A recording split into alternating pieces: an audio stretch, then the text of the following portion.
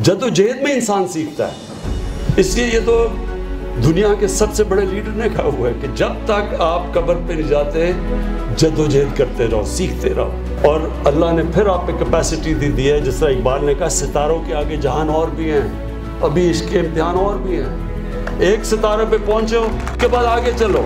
अब मैं आपको ये यकीन दिलाता हूँ, मेरे से ज़्यादा टैलेंटेड खिलाड़ी थे, लेकिन फ़र्क ये था कि मैं पहले क्या मैं पाकिस्तान का बेस्ट ऑलराउंडर बनूंगा, ये मेरा एम था।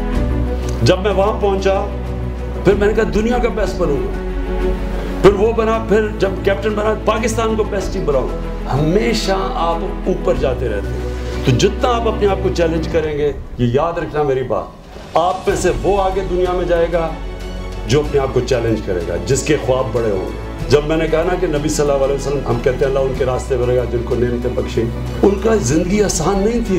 ये जो आसान ज़िंदगी ढूंढते हैं, मैं फिर से कहता हूँ कि आसान ज़िंदगी आपकी तबाही है, एक किस्म की मौत है, आपका पोटेंशियल ख़त्म होना। नबी सल्लल्लाहु अलैहि वसल्लम और बाकी पैगम्बरों के सबके मुश्किल रास्ते थे, किसी का आसान रास्ता नहीं था, लेकिन मुश्किल रास्ता ही आपको ऊपर लेके जाता है। रॉबर्ट फ्रॉस्ट की सेइंग है कि I chose the path less trodden upon and that's what made the difference.